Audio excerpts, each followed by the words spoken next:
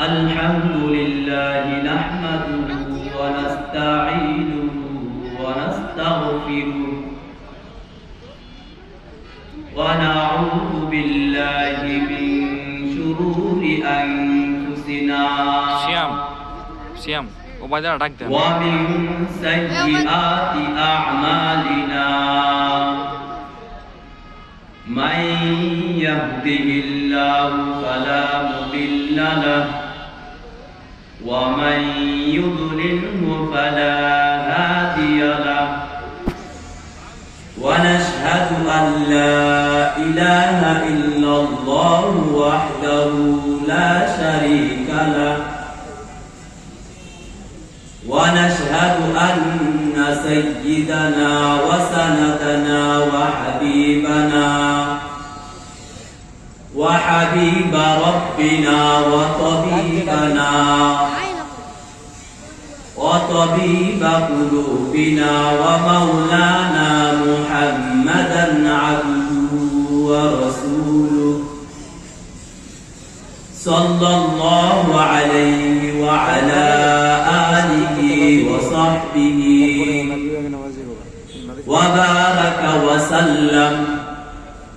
وبارك وسلم تسليما كثيرا أما بعد فأعوذ بالله من الشيطان الرجيم بسم الله الرحمن الرحيم قل هل يستوي الذين يعلمون والذين لا يعلمون وقال رسول الله صلى الله عليه وسلم طلب العلم فريضة على كل مسلم صدق الله العلي العظيم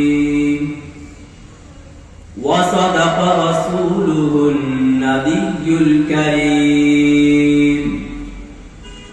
ونحن على ذلك من الشاهدين والشاكرين والحمد لله رب العالمين اللهم صل على محمد وعلى آل محمد كما صليت على إبراهيم وعلى آل إبراهيم إنك حميد مجيد اللهم بارك على محمد وعلى آل محمد كما باركت على إبراهيم وعلى آل إبراهيم إنك حميد مجيد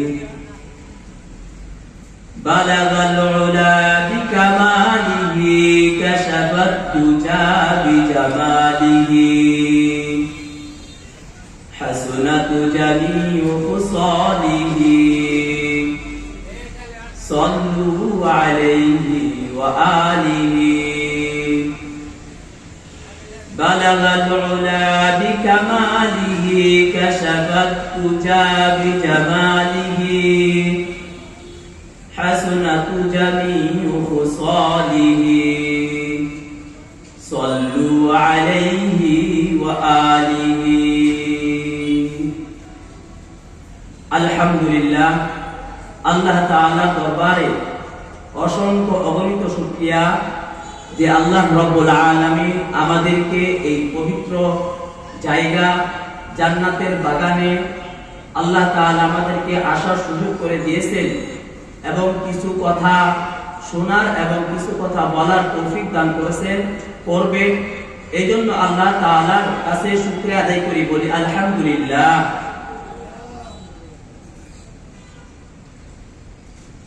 পৃথিবী সৃষ্টির জমানা থেকে, মানুষ সৃষ্টি করার শুরু থেকে হযরত আদম আলাইহিস সালাম থেকে শুরু করে আমাদের শেষ নবী হযরত মুহাম্মদ মুস্তাফা সাল্লাল্লাহু আলাইহি ওয়াসাল্লাম পর্যন্ত যত নবী রাসূল দুনিয়ায় এসেছেন, আল্লাহ তাআলা তাদেরকে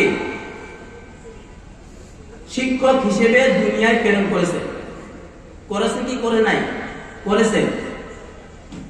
প্রত্যেক জমানায় যে নবী রাসূল আসছে, সেই নবী রাসূল ওই জমানায় শিক্ষক ছিলেন, আর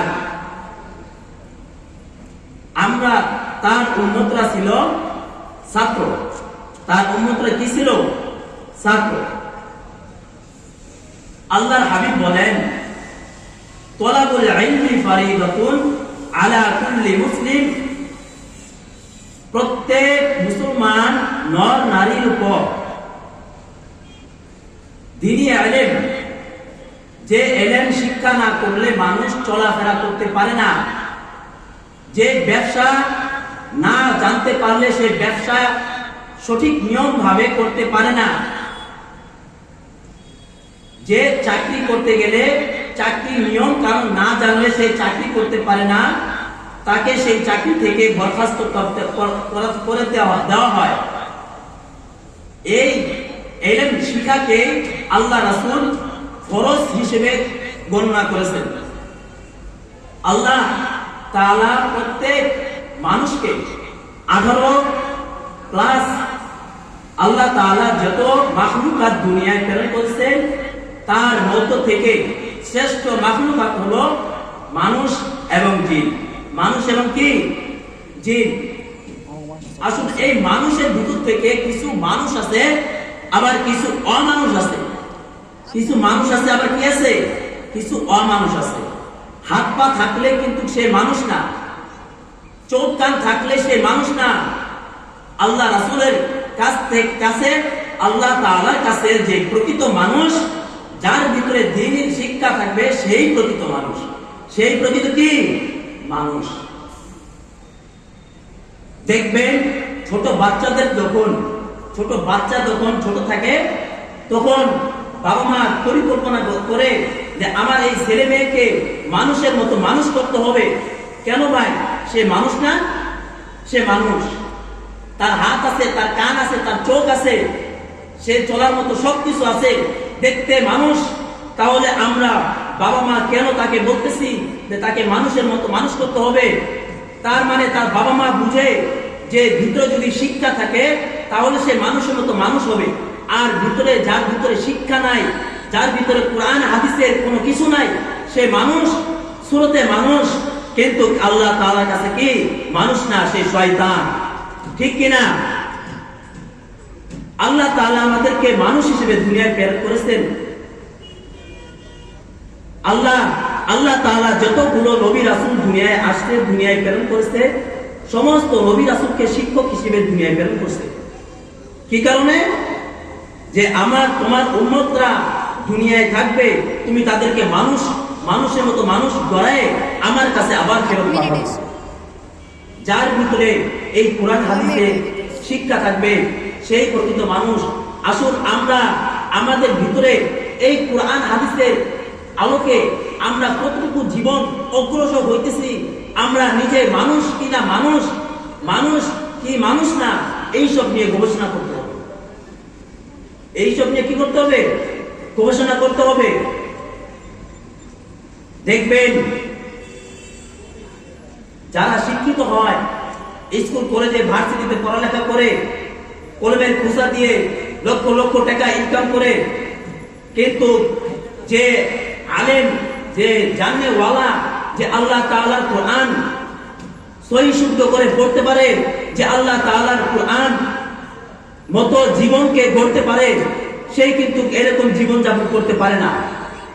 দুনিয়ার ভিতরে এরকম জীবনযাপন করতে পারে না।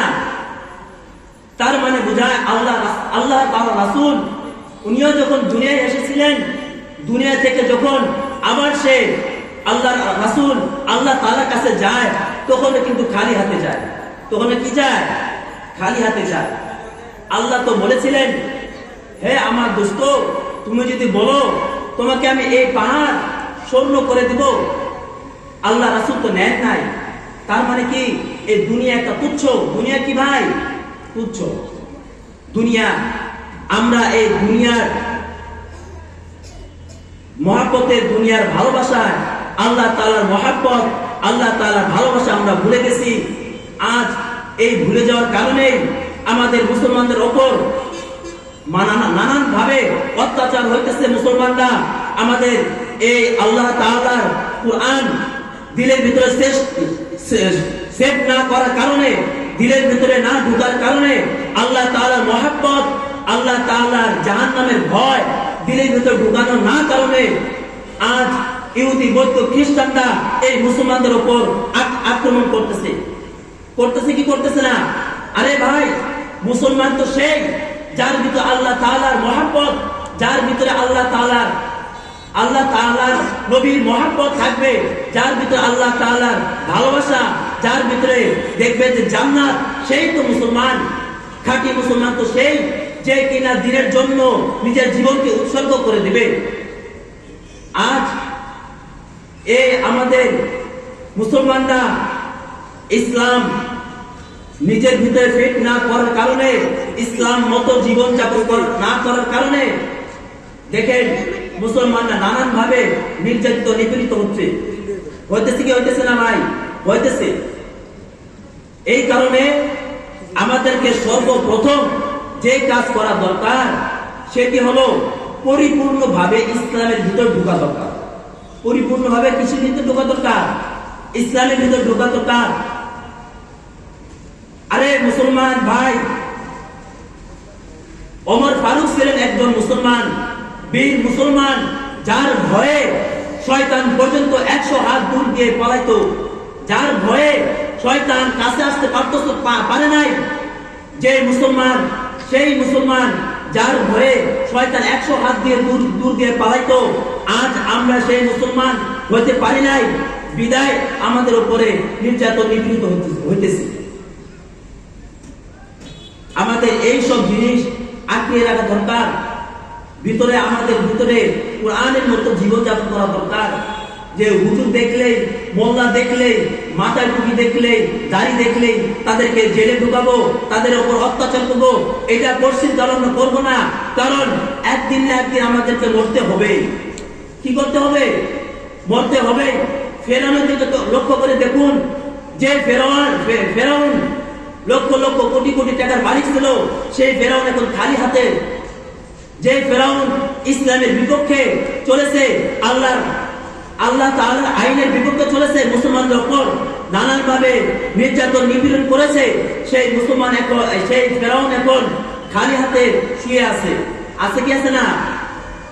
এখন লক্ষ্য করে দেয় আরেকটা জিনিস খেয়াল করবেন, মুসলমান হোক, ইহুদি হোক, বৌদ্ধ হোক, খ্রিস্টান হোক, কার নাম কিন্তু ফেরাউন রাখে না। রাখছে কারোর নাম ফেরাউন আছে? নাই, কারোর নাম ফেরাউন নাই। ইতিহাসের পাতায় লক্ষ্য করে দেখুন, ইতিহাস খুলে দেখুন, ইতিহাস পড়ুন। মুসলমানদের গর্জনে, মুসলমানদের এই গর্জনে তো ইহুদি, বৌদ্ধ, খ্রিস্টানরা গদি ছেড়ে পালাতে বাধ্য হয়েছে। আজ আমরা এই নারায়ে তাকবীর দিতে পারতেছি না। কারণ কি? কারণ একটাই, আমাদের ভিতরে এই আল্লাহ তাআলার মহব্বত নাই। আমাদের ভিতরে আছে স্ত্রীর মহব্বত, আমাদের ভিতরে আছে টাকা পয়সার মহব্বত, আমাদের ভিতরে আছে সন্তানাদির মহব্বত, আমাদের ভিতরে আছে যে কখন আমরা বাড়ি বানাবো, কখন আমরা গাড়ি করব, এইসব জিনিসের মহব্বত। এই কারণে আমরা সামনে অগ্রসর হইতে পারতেছি না ভাই। আমাদের এই সব জিনিস পিছে ফেলে দিয়ে, আমাদের এই সব জিনিস পিছে ফেলে আল্লাহ তাআলার মহব্বতকে প্রাধান্য দিতে হবে। আল্লাহ তাআলার মহব্বত কি দিতে হবে? প্রাধান্য দিতে হবে। তাহলে আমরা সামনের দিকে অগ্রসর হতে পারবো। আল্লাহ তাআলা বলেন, কুল হাল ইয়াস্তাবিল্লাযীনা ইয়া'লামুনা ওয়াল্লাযীনা লা ইয়া'লামুন। হে নবী আপনি বলে দিন